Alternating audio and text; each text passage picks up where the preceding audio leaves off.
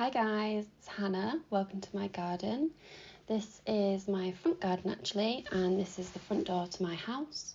Today I'm going to be showing you how I have revamped my pots on the porch for winter, for autumn, winter and spring. As you can see, I am taking out some of the top layer of compost from these terracotta pots I've got. I did have some lobelia in here for summer, trailing lobelia, but it was looking a little bit tired, stringy, you know how it gets towards the end of summer, and I'm always itching for something new at this time of year and have some new colour that's going to last through the next season and give us some colour in spring.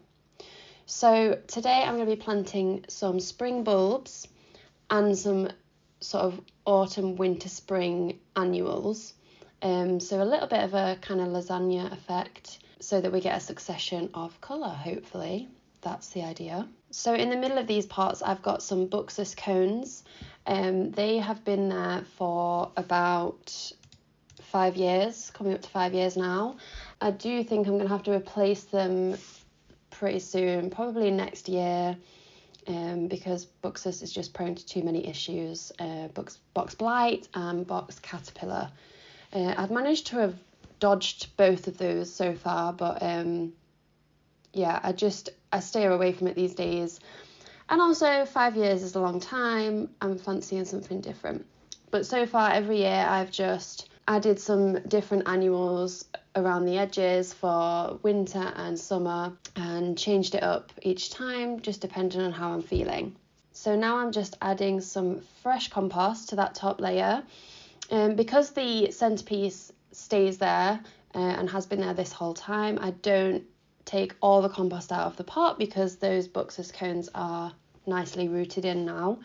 But I do take off a good layer from the top and replenish every time I plant, just so that the soil is nutritious for the new plants going in, and so that they have enough to get going and put on some nice colour for us. So I'm just bringing over the plants that I purchased for this project. You can see I'm going for a kind of white and blue theme. And here are some of the spring bulbs that I've chosen. So this is an Iris reticulata, JS Deet. Forgive me, I do not know the pronunciation of that word. But as you can see, it's a beautiful, rich purple iris with that kind of yellow tongue down the centre that really pops. And these are really quite small. They are only 15 centimetres tall and they flower from February to March. So that's going to give us some really early spring interest and colour, and I can't wait to see. I do usually choose plants that stay pretty short for these pots because obviously I want the proportions to be right with the size of the pot and the centerpiece, so that should be perfect. So I've got, I think, 15 of these bulbs. I thought I had 20, but apparently not. So I'm just splitting the amount that I've got between the two pots, and then I will start positioning them around that centerpiece, just spaced evenly throughout. As you can see, I've left kind of a lip around the top of the pot where I've not fully filled it with compost so that I can put these bulbs below the surface. Okay, now that I have positioned my iris bulbs, I'm going to add the hellebores. I've got one of each of these for each pot, and I wanted that to kind of be the centerpiece. So this is a Helleborus niger Christmas Carol.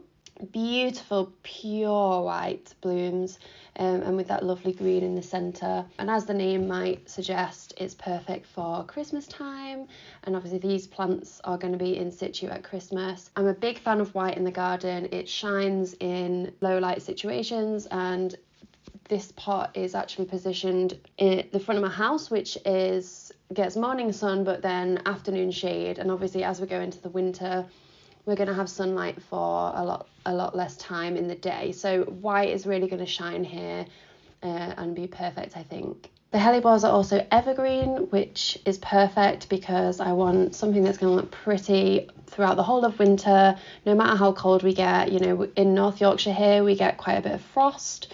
Our average first frost is in October, so I have to have something that's going to be pretty tough and deal with those frosts that we get and still look really pretty. So these hellebores should be great. This particular variety gets about 30 centimetres tall and it's a perennial. So after I've finished with these hellebores in the pot, I will probably move them into my landscape. So it's a nice way to get more out of your plants that you're using in pots. They should flower, so technically they're supposed to flower December till March, but obviously it's September here now and they already have blooms on them, so you know that's even better. I'm just getting more bloom time out of these than even to be expected, so that is just one of the reasons why I absolutely adore hellebores. I have loads in my landscape. I often use them in pots and they're just the best.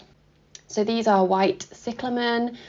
Nothing sort of fancy about these. They're a pretty common annual or bedding plant that you can find at least in the UK. And again, just going with that white theme with a really pure white. I love the way the blooms look like little butterflies. And they have a really interesting foliage with the sort of variegation and pattern on the leaves. So it just adds some extra interest to the arrangement. And now I'm going to fill in a little bit around those root balls, make sure that the compost is really packed tightly around the root ball and that there's good contact between the compost and the roots. Moving on to the last plant choice, so I've just got a really simple, easy to find blend of blue and white pansies here. Again, nothing fancy, you know, you can even get these from the supermarket, but they have lovely colour and pansies are so tough, similar to violas. They're great in the UK in the winter. They'll give you colour in the coldest months. They'll get covered in frost and they'll just power on through. And they look particularly fantastic in spring when we do warm up a little bit, and they'll put loads of colour on and give us a really nice show. So I'm just positioning those between the hellebores and the cyclamen just to finish off the pot. And I'm doing a little bit of a mixture of different purples, blues and white tones and spacing them around. Now finally, I have another spring bulb to add to this mix. So this is what I am pulling out now. You can see they're really small bulbs. And this is a bulb I have not grown before. It's a Chinodoxa forbesii. And I probably just butchered the pronunciation of that as well, so forgive me.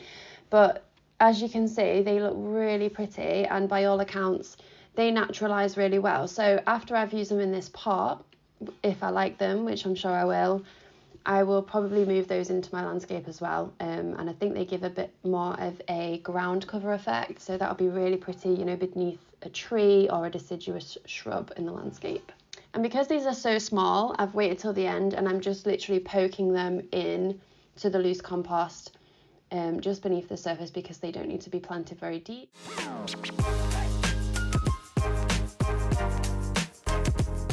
And now I've decided to trim the buxus, which I should have done first. But what's new, I'm always doing things in the wrong order, so I'll just make do with doing it now.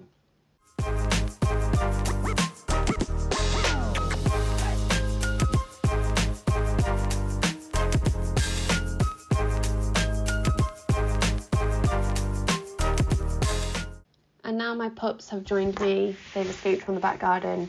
And that's okay, they're really helpful. And I'm just popping my pansies in on the other side. I think they approve. They're my little shadow dogs, they follow me everywhere. The black one is called Ace and the brown one is called Cooper.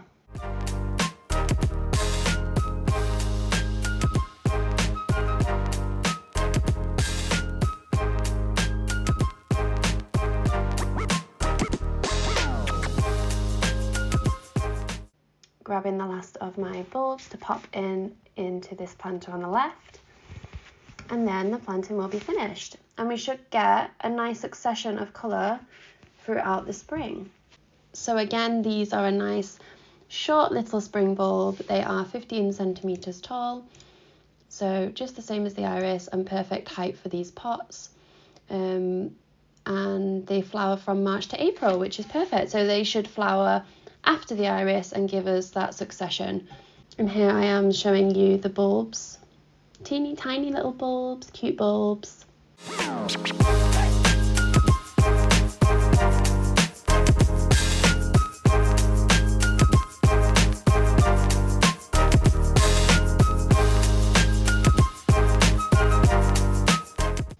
now it's time to tidy up.